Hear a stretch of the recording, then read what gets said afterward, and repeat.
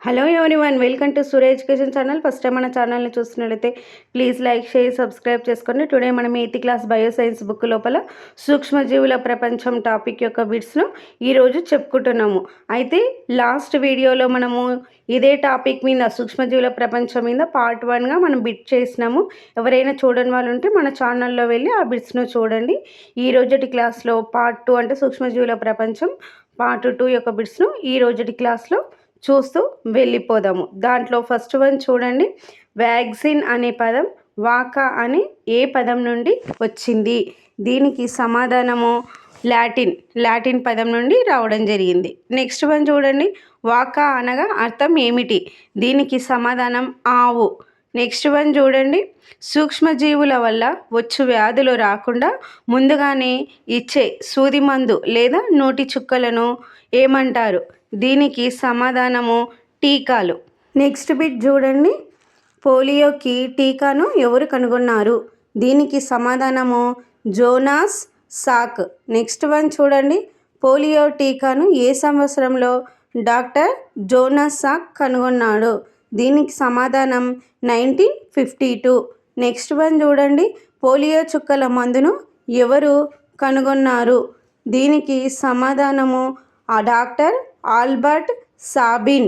ఇవి questions confuse కావద్దన్నాడు. Polio టీకా వేరు, పోలియో చుక్కల మందు వేరు చూడండి. నెక్స్ట్ వన్ చూడండి. వ్యాధిని కలగజేసే కారకాలను ఏమంటారు? దీనికి సమాధానము ప్రతిజనకాలు. నెక్స్ట్ వన్ చూడండి. ఏదైనా వ్యాధి కలిగించే సూక్ష్మజీవులు మన శరీరంలోకి ప్రవేశిస్తే వాటి నుండి రక్షించుకునేందుకు మన శరీరం కొన్ని రక్షకాలను ఉత్పత్తి చేస్తుంది. వాటిని ఏమంటారు? దీనికి సమాధానం ప్రతిరక్షకాలు. నెక్స్ట్ వన్ చూడండి. చంపబడిన లేదా బలహీనపరచబడిన వ్యాధిని కలిగించే సూక్ష్మజీవులను మన శరీరంలోకి ప్రవేశపెట్టడాన్ని ఏమంటారు? దీనికి సమాధానం వ్యాక్సినేషన్. నెక్స్ట్ వన్ చూడండి. బీసీజీ టీకా ఎన్ని సంవత్సరాల పిల్లలకు ఇస్తారు?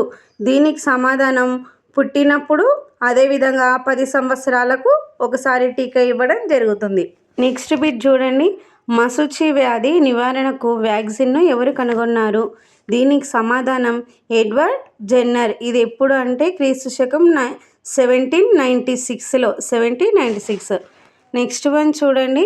మన చుట్టూ ఉన్న వాతావరణంలో ఉండే గాలిలో ఎంత శాతం నత్రజని వాయువు ఉంటుంది?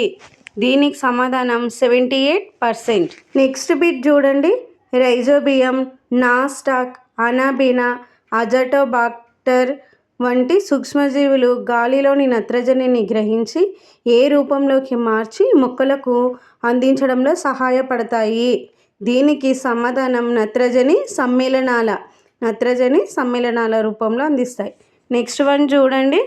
లెగ్యుమినేసి మొక్కలలో వేరు బుడిపెలలో ఉండే ఏ బ్యాక్టీరియా నత్రజని స్థాపన చేస్తుంది?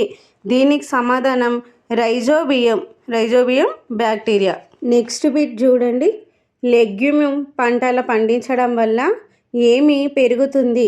దీనికి సమాధానం నేల సారం పెరుగుతుంది. నెక్స్ట్ బిట్ చూడండి. ఈస్ట్ అనే సూక్ష్మజీవి చక్కెరను ఎలా మారుస్తుంది? దీనికి సమాధానము ఆల్కహాల్గా మారుస్తుంది. నెక్స్ట్ వన్ చూడండి. సూక్ష్మజీవులను ఉపయోగించి ఏమి తయారు చేయవచ్చు? దీనికి సమాధానం యాంటీబయాటిక్స్. నెక్స్ట్ వన్ చూడండి. సూక్ష్మజీవులను ఉపయోగించి కుక్కలకు, మానవులకు, జంతువులలో వచ్చే వ్యాధులను నివారించుటకు ఏమి తయారు చేయవచ్చు? దీనికి సమాధానం వ్యాక్సిన్స్. మనం ఎగ్జాంపుల్ చెప్పుకుంటే ర్యాబిస్ వ్యాక్సిన్ కానీ, మశూచి వ్యాక్సిన్ కానీ చెప్పుకోవచ్చు. నెక్స్ట్ బిట్ చూడండి. వ్యర్థ పదార్థాలను సూక్ష్మజీవులను ఎలా నేలల్లో కలిసిపోయేటట్లు చేస్తాయి? దీనికి సమాధానం కుళ్ళింపజేసి. నెక్స్ట్ వన్ చూడండి. పర్యావరణాన్ని పరిశుభ్రంగా ఉంచడంలో ఏమి సహాయపడతాయి? దీనికి సమాధానం సూక్ష్మజీవులు. నెక్స్ట్ బిట్ చూడండి.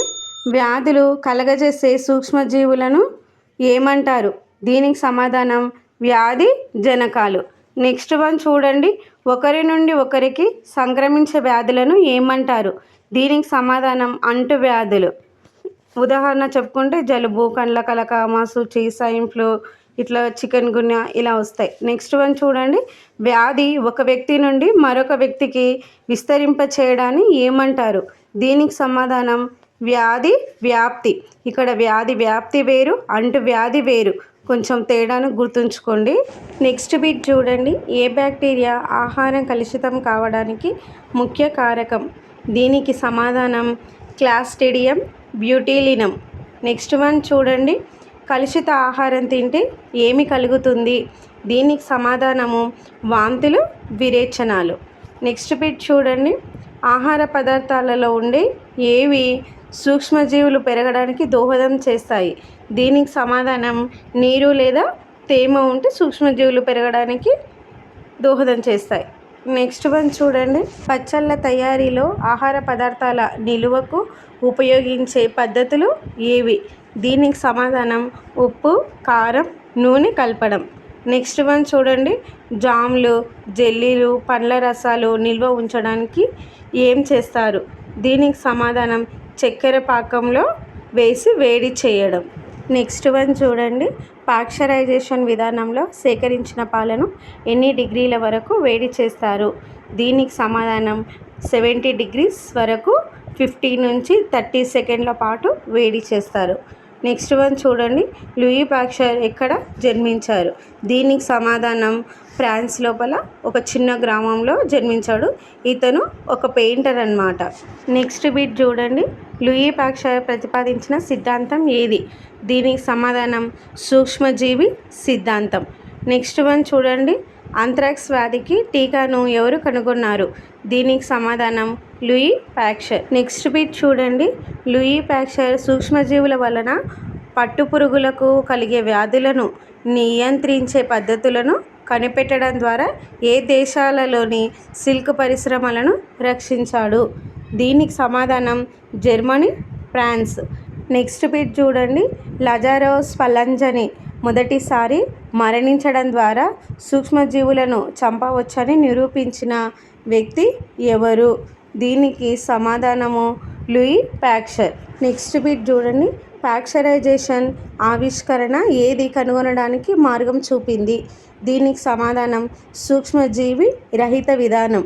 నెక్స్ట్ వన్ చూడండి, శస్త్రచికిత్స చేసేటప్పుడు ఉపయోగించే వస్తువులు, శస్త్రచికిత్స సామాగ్రిని తప్పనిసరిగా ఏం చేయాలి? దీనికి సమాధానం స్టెరిలైజ్ చేయాలి. నెక్స్ట్ వన్ చూడండి, 1897లో రొనాల్డ్ రాస్ సికింద్రాబాద్లోని ఏ భవనంలో మలేరియా పైన పరిశోధనలు చేశాడు? దీనికి సమాధానం సైనిక రెజిమెంట్ భవనం. నెక్స్ట్ బిట్ చూడండి, రొనాల్డ్ రాస్ ఎక్కడ జన్మించాడు? దీనికి సమాధానము ఉత్తరాఖండ్లోని ఆల్మోరా. దీని ఎప్పుడు అంటే 1857 మే 13న ఉత్తరాఖండ్లోని ఆల్మోరాలో జన్మించడం జరిగింది. నెక్స్ట్ వన్ చూడండి, ప్రపంచ మలేరియా దినోత్సవం ఎప్పుడు? దీనికి సమాధానం ఆగస్టు 20. నెక్స్ట్ వన్ చూడండి, మన దేశం అంటే ఉష్ణమండల ప్రాంతాలలో వచ్చే ప్రధాన వ్యాధుల్లో ఏది ఒక వ్యాధిగా పరిగణించవచ్చు? దీనికి సమాధానం మలేరియా. మలేరియా మన దేశం వంటి ఉష్ణమండల ప్రాంతాలలో వచ్చే ప్రధానమైన వ్యాధుల్లో ఒకటి అన్నమాట. ఇంతటితో ఈ టాపిక్ సంబంధించిన బిట్స్ అయిపోయినవి. ఇక్కడ కొన్ని ఉన్నాయి పట్టికలు. ఈ పట్టికలు ఒకసారి చూసుకోండి. వీటికి కూడా మనకి ఎగ్జామ్లో రావడం జరుగుతూ ఉంటుంది. Thank you all of you. Next video next class తోటి కలుద్దాము. మీ కనుక మా క్లాస్ నచ్చినట్లయితే ప్లీజ్ అండి మన ఛానల్ని లైక్ చేయండి, షేర్ చేయండి, సబ్స్క్రైబ్ చేసుకోండి.